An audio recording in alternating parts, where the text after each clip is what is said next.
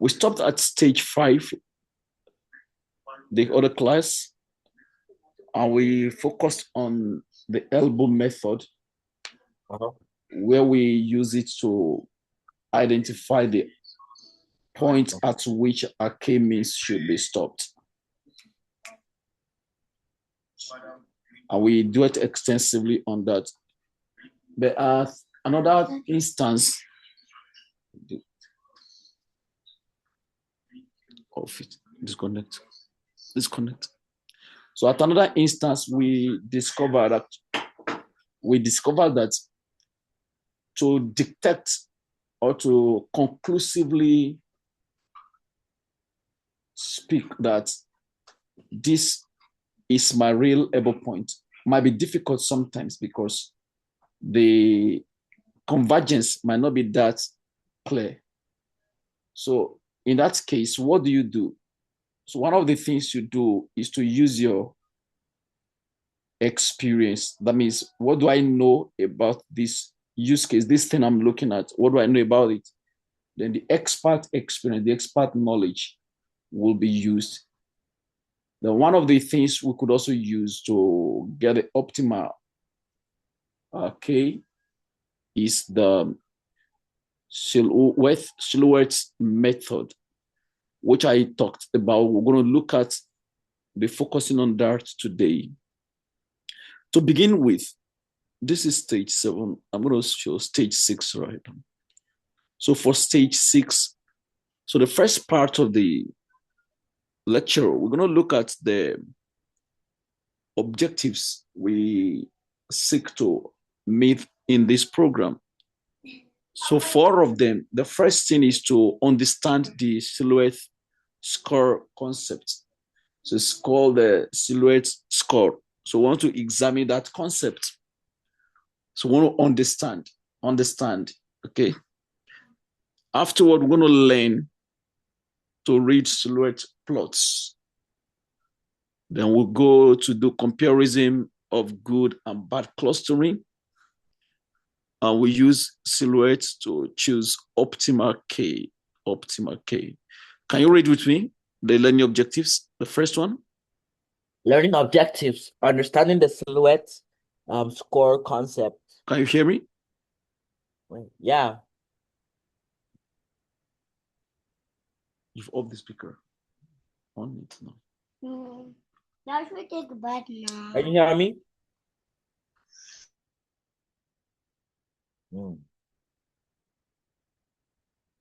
Sir?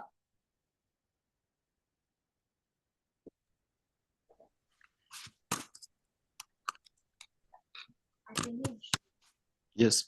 Hello, can you hear me? Tochi. Yes, I can hear you. Okay. I said you should read those learning objectives. I don't know if you read them. I was not hearing before. Learning objectives. Okay. Understanding the silhouette score concept. Okay. Learning to read silhouette plots. Okay. Compare good versus bad clustering. Using silhouette to choose optimal K. Cool. That's cool. So let's check this first part. What we're going to ask now is, what is silhouette score? Was it?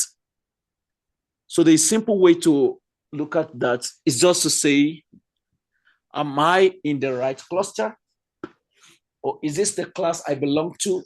Is this a group I belong to? That is the question we answer with silhouette score. Am I in the right cluster? Do I belong here or I belong somewhere else? So the score helps us to make that justification. So the question we'll be asking for each point that we have on the data point, how close am I to my own cluster members? So imagine a family. We've gone for a picnic. We've gone to a party. And everybody is playing around. So the question the father or the mom will be asking is that, hope my child is close by, right? Hope she's not far from me. Hope is not far from me. Hope is not too close to a stranger. Do you understand? Then the child also, each child will be asking, oh, I hope I'm still close to my brother. I hope I'm still close to my parent. I hope I'm not far away. I hope I'm still within the reach. So that question is called cohesion. Cohesion, like together. How cohesive am I to my cluster? So my cluster here will be my family members. Other family members, how close am I to them? How cohesive am I to them? Then, so if we look at cohesion, the opposite of it will be how separated am I from my parents? Is that correct? Maybe I've gone to play on the swing, or I've gone to play on the with the horse or other things, and now I'm separated from my family members. So there's a way to ask that. The question will be, how close am I to the nearest other cluster? That means other family member that are in this parquet. How close am I to them? So the closer am I to them would be the farther I am from my family member. Does that make sense? Yes. So the closer am I to others is how separated I am from my family, from my cluster. So how close am I to my own cluster members? That's cohesion. Then how close am I to the nearest member, to the nearest cluster? That will be separation. So this formula is just here. I don't need you to worry your head over it. So let's look at the notations, the B of I and the A of I. So you subtract the A of I from the B of I, then you divide them by the maximum value of A of I and the B of I. So what does that mean? So A of I is the average distance to other points in my cluster. And it says it should be small. What does that mean? Let's say the family A has 5 kids. Are you speaking? Okay. Family A. Continue. Okay, family A has 5 kids. Family B has 4 kids. Family A has 5 kids of GHIJK. That's family A. Let me make some notation. So we have family A. We have family B.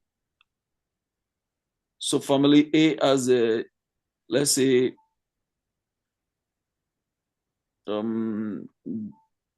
J,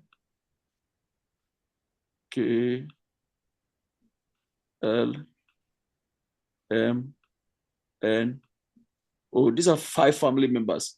And these other family members, they have C, D, E, F. Okay. So for this case, we're looking at average distance to other points in my cluster. So all these guys, they are in the same cluster, right? Cluster. Yeah. So this is a cluster. So that means what is the average distance between J and K? Average distance between K and L? Average distance between L and M. So these family members, these clusters, what are the average distance? The average distance to other points in my cluster. That is A of I. A of I is evaluating the average distance to other points in my cluster. And that should be small. That means the distance between J and K should be small. So if I'm considering J, for instance, I want to look at the average distance between J and K, between J and L, the J and M. So let's say the average distance between J and K is 2. The average distance between J and L is 1. The average distance between K and J and M is, let's say, 2 again. So we're going to take the average distance and then we average everything. And that will give us the A of I.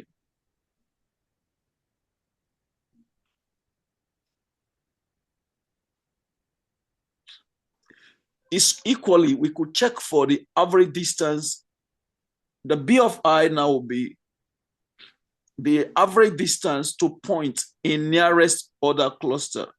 Average distance to point in nearest other clusters. Let's say that the average distance, let's consider B for instance. This is cluster B. Let's pick C as a data point here. Now, we want to look at the average distance between J and C, the average distance between J and D, the average distance between J and E, the average distance between J and F. What do you think? Should it be small or should it be higher?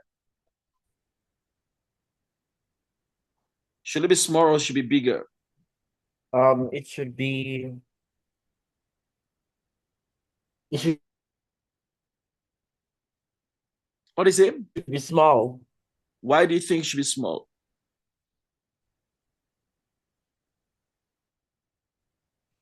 Now, ask yourself this It question. should be small. Okay, ask yourself this question. Should you be close to other family members or to your family members? How should you be to your family members? Should you be close or you should be far?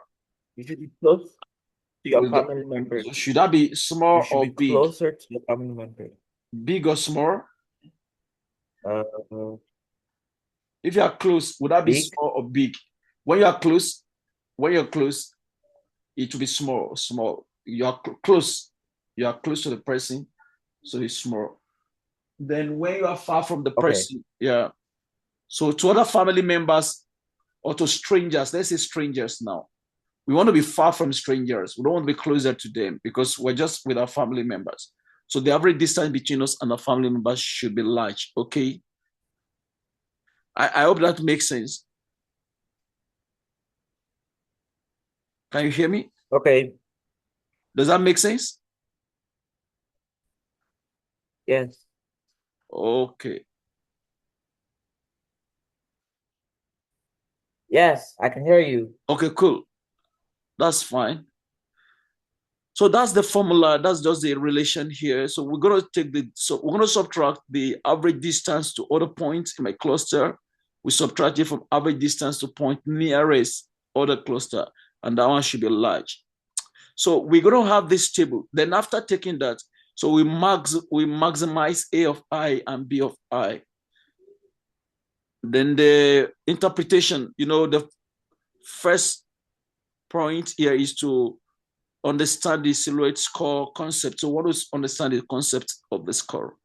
So for this one, when we have +1, so we can have +1, -1, or 0. So when we have +1, it means that's perfect, far from other clusters, close to your own cluster. That means you are far from strangers, far from other family members.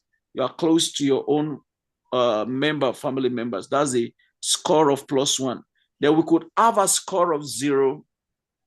So this means we are at the borderline, on the border between clusters. So just a borderline situation. The -1, this is a wrong cluster. It means closer to another cluster. So this is a strange thing.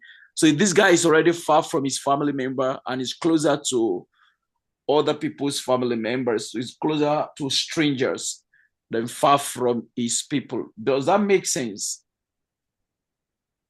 Does that make sense? Yes. Okay, so +1. Yes, it makes very much sense. Okay, so +1 means what? +1 is when you're closer to your own family members. Okay, but in this case, what do we call the family member in this case? Cluster. Cluster, thank you. So when we are close to our cluster, to our family members, and how are we to other family members? How are we? To strangers, how are we when we have a +1 score?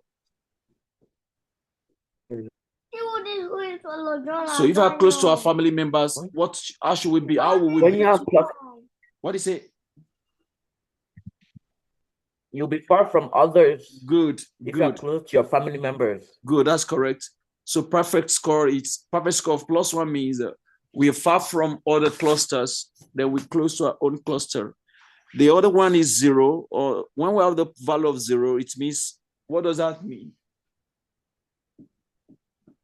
When you have a value of 0, yeah, it's the border between clusters, the middle.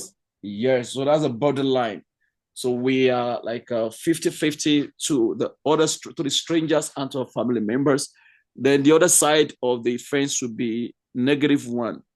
That's wrong cluster, closer to another cluster. Cool. When Thank it's you. -1, it is large system. Yeah, so the opposite of perfect will be the -1. Cool. So let's see an example here. We want to explain visually the silhouette score. So the code is already implemented here. Let me just explain the line of code here. Of course, you know the imports.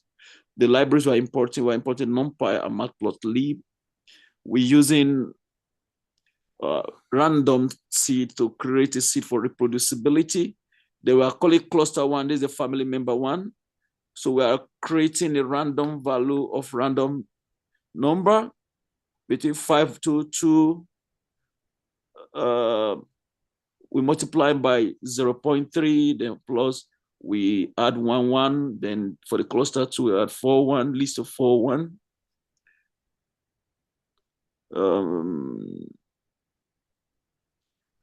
So with this code, line of code, we are picking 1 point to analyze. 1 point, you remember? A point analysis, point by point. So A of I, so we are analyzing 1 point. So to pick 1 point to analyze, point IDX, so we take 0, my point is cluster 1, and we are indexing point IDX. So we want to plot the figure. And of course, all these are just, we're going using scatter plots. We're passing cluster 0, cluster 1 as the x-axis. Then we are indexing we're taking all the rows. We are taking the first column. And for the y-axis, we're taking cluster 1. We're taking all the rows, and we're taking column 2. Just like you see that what we created here, we created 5 by 2. So we're going to have 2 features here. Then all these are just labeling. Now draw lines to own cluster. So here for P in cluster, we make a plot. So let's run this and see what we have as output. So this is what we have. So this is my cluster, is the blue one. Other cluster is the red one. So this is a family. This is another family. Now we want to see the ME, which shows how far away. So for the start point, so we have A with the average distance to own cluster, that's 0.375. Then the B average distance to other cluster is 2.63. Now the silhouette score will be the B minus A, that you subtract the average distance of A from average distance of B. Then you take a marks of that, marks of A and B, live there. So at the end of the day, you have 0.858, same as, so which is greater than 0, greater than -1, but less than 1. So but it's close to +1, so it's 0.858.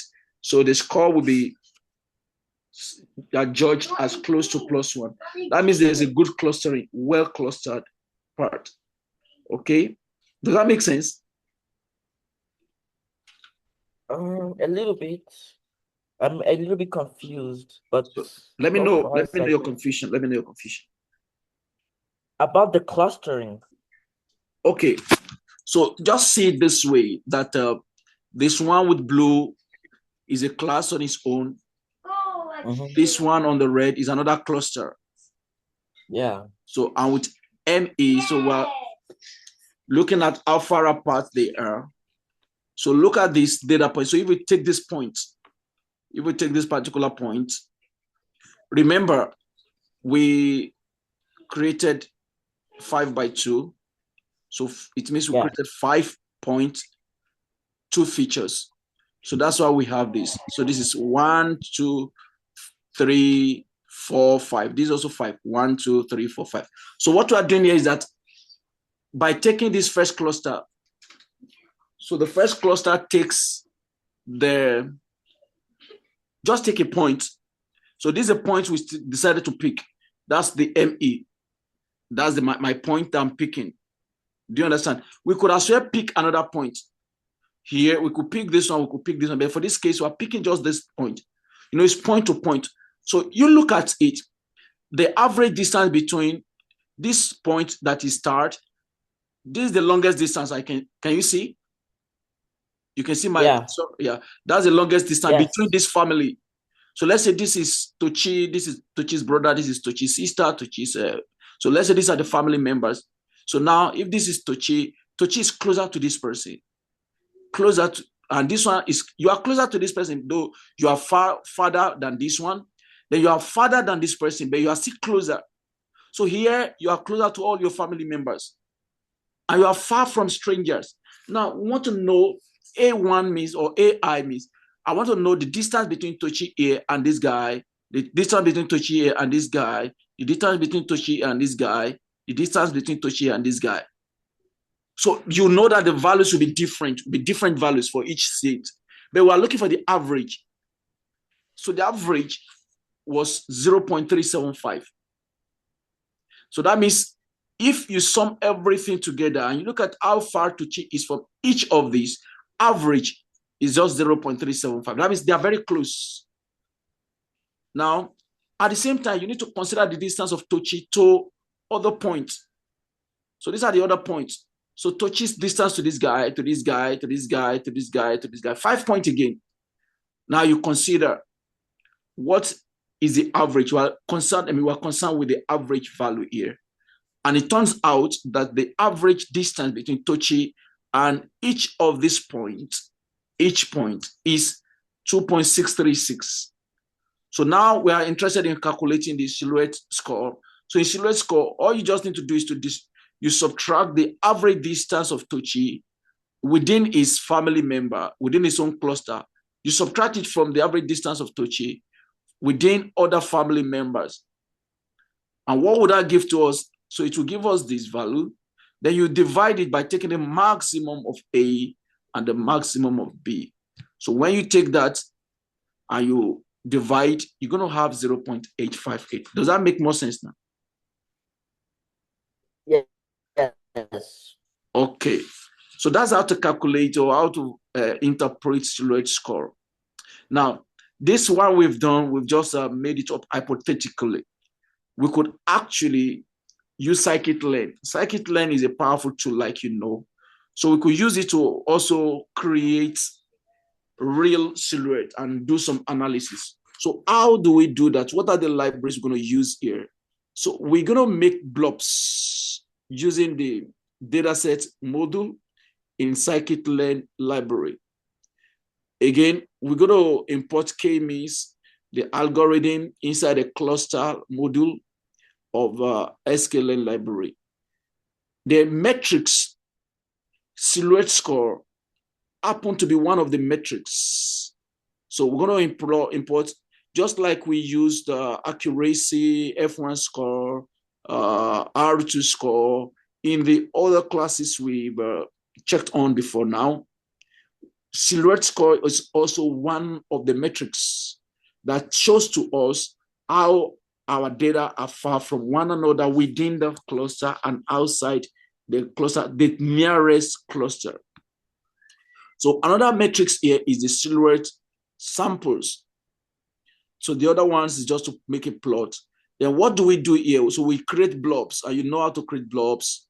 So we will take in 300 samples.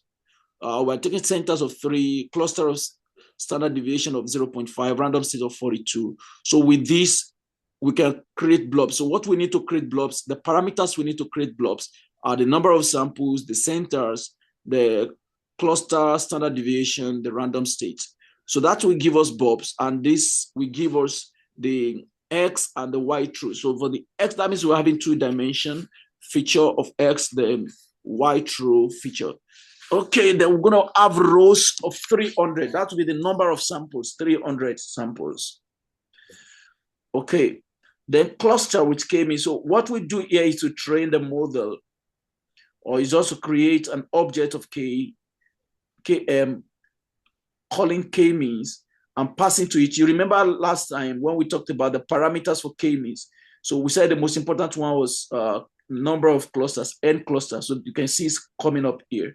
So we want three clusters, and we want random state of 42. So after we've created that object, we call a label, and we feed and predict on it using the object KM. So I'm going this way because these things have been explained over and over before now. Okay, let's see. Then we calculate the silhouette scores. So to calculate the silhouette score, all we just need to do is to call silhouette score. We have already imported it in the matrix. So silhouette score, and we pass into it X feature, then the labels. So this will calculate score for each point. So the silhouette score, that's for this silhouette sample, sorry. The same things, the silhouette scores, we calculate the average score for us, then the sample scores, we pass in silhouette samples.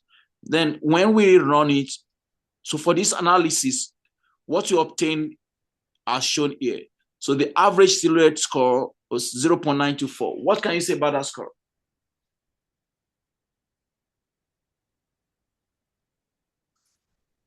What? Which score? The score of 0.924 for this silhouette. 0.924. Is it a part? That is very close to. It's very close to the, like almost it's at the center. It's close to what? It's closer to the strangers now. Always remember, when you want to interpret scores, let these numbers be on your mind. What are those numbers? What are those numbers? When you want to interpret silhouette score, what are the numbers on your mind? Can you hear me? Yes. Okay. So those numbers that should be on your mind should be number. What are those numbers?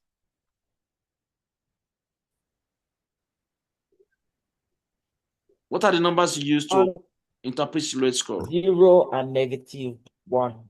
Okay, +1, 0, and -1.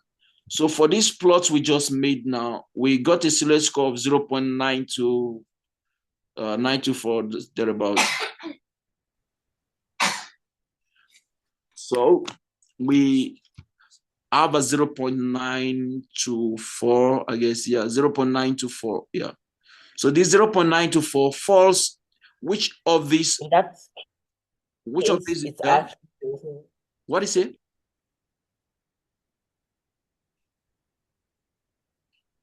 So which number does that? In that case, it's actually closer to it.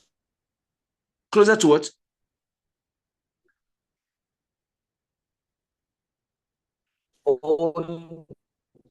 Own cluster. So it's close to +1. 0.924 is close to +1. Do you understand? Its own cluster. Yeah, that means it's perfect. It's far from other clusters. Yes. It's close to its own cluster. Cool. So because the number is 0. So it's almost 1.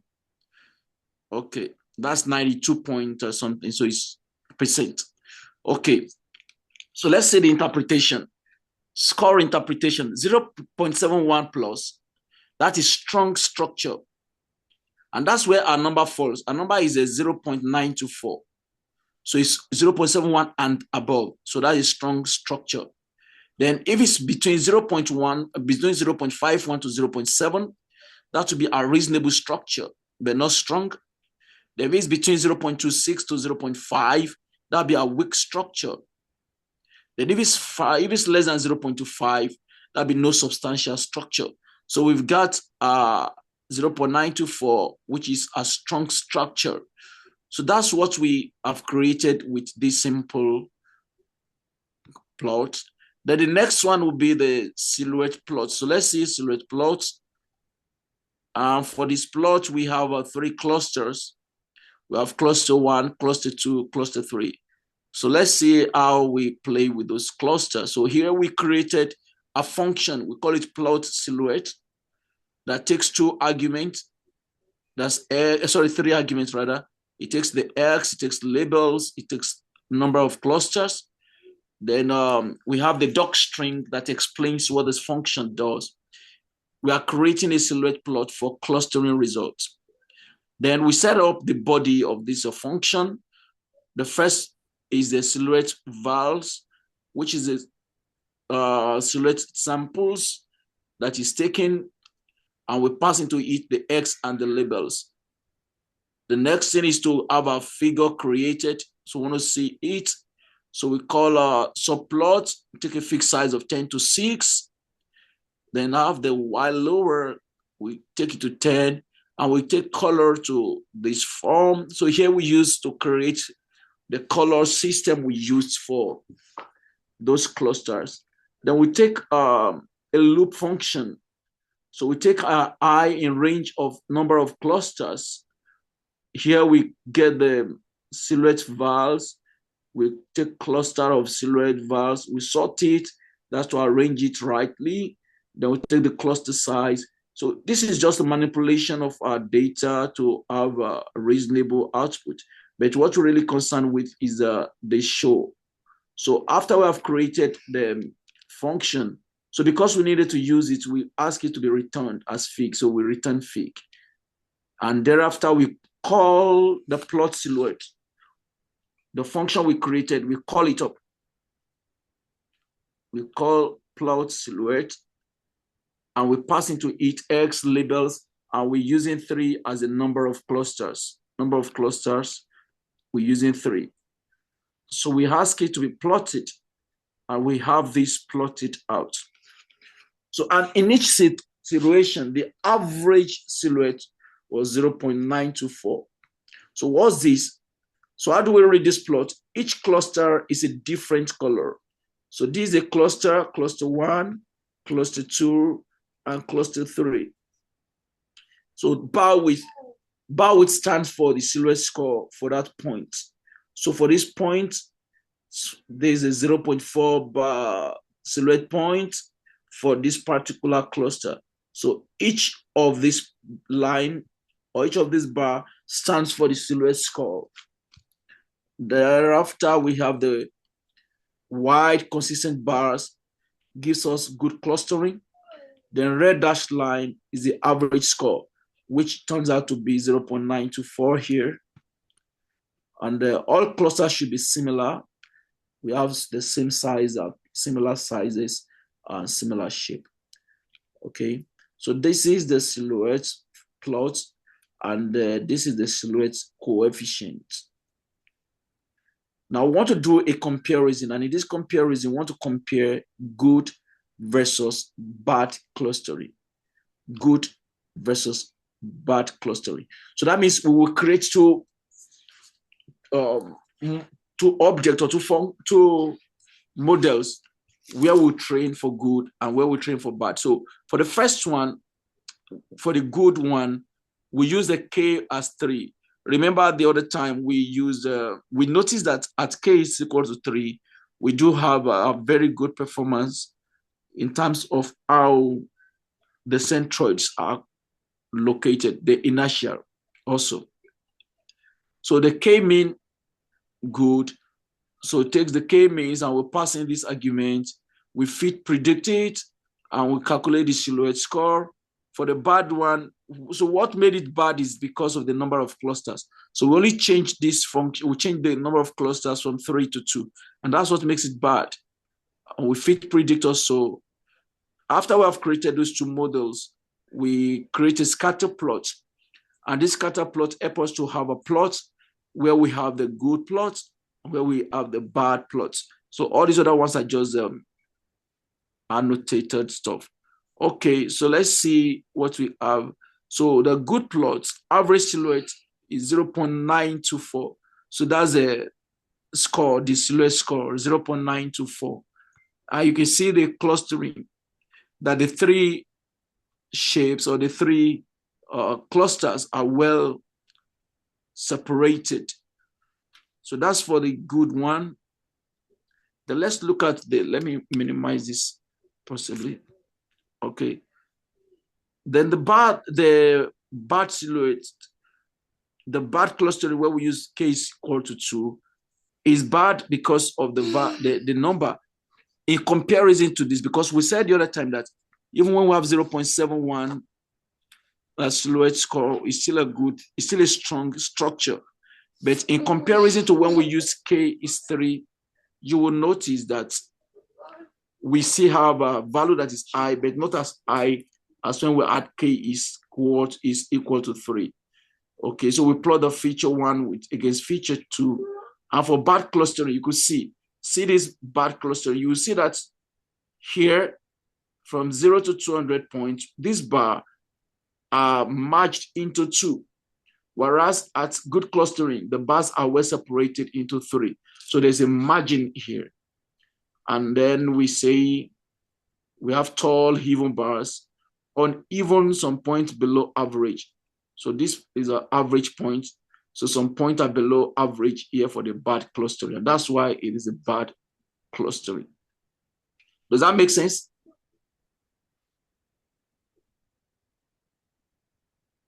Yes.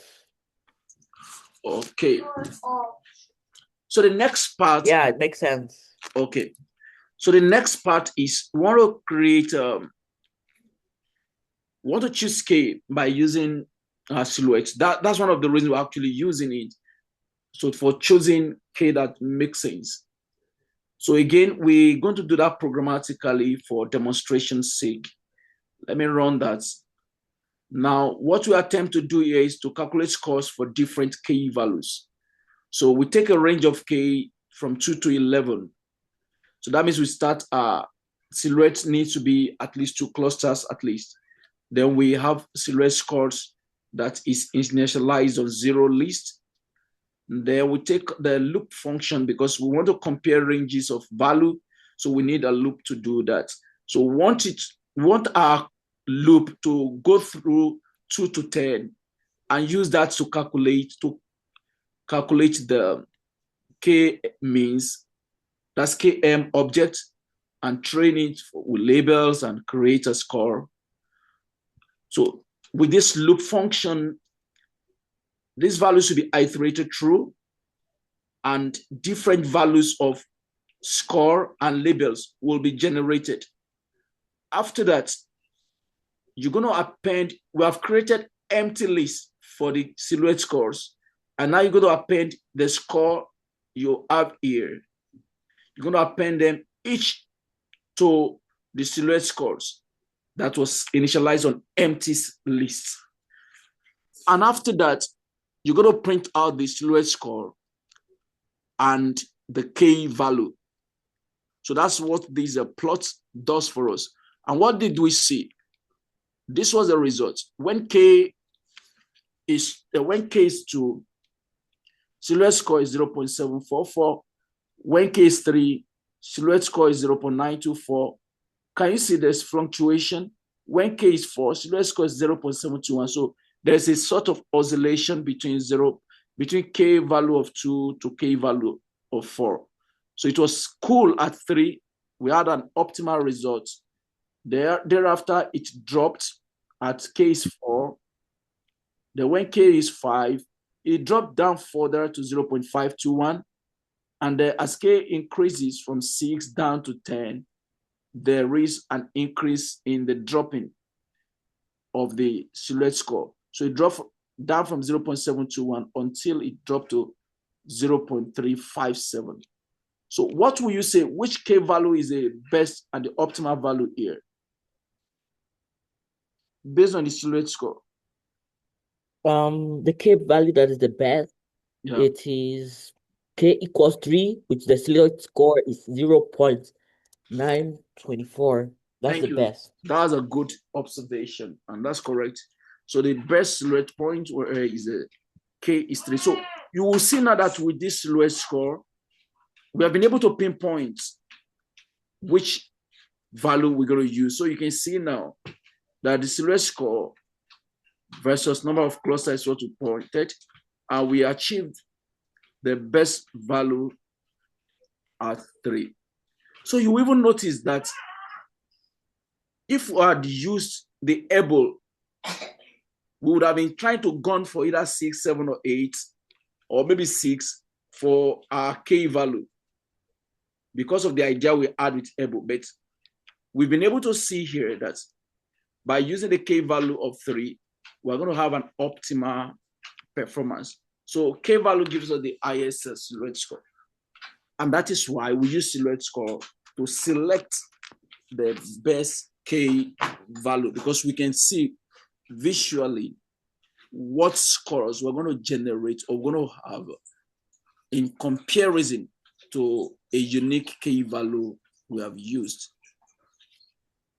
Okay, we can do some practice.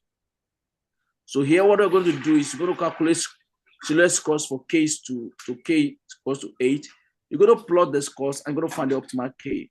Then you create a silhouette score for the optimal K. Please, the code is this, just fill it up and complete it. So far, so good. Let's summarize what we have considered so far. So we have gone through how to measure a point to its own cluster versus other clusters.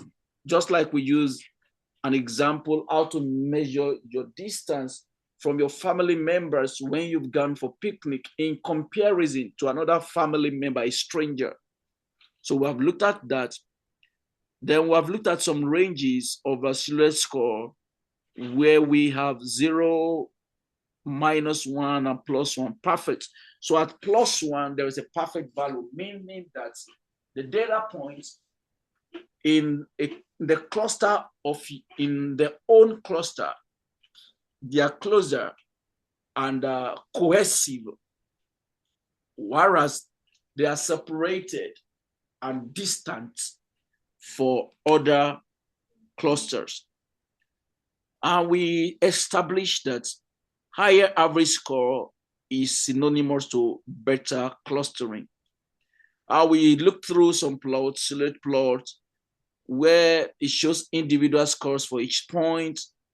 We all equally notice that we have good clustering when we have tall and even bars that are above average, all of them. Then we have bad clustering when there are uneven bars, they're not well spaced, and many below average. Then choosing K, we were able to choose K by calculating silhouette score for different K values. We pick K with highest score. Yes. So for now, I think you have enough already to match up with. So I would have loved to go to hierarchical clustering, but I'm going to stop it here so you can have time to wrap your head around the concept we've just covered. Is that okay by you, or we should go ahead with hierarchical clustering? What do you think? Yeah, that's okay by me. What did you say? What did you say? Hello? I said that it's okay by me. Okay. I think it makes sense to also stop because I'm of the.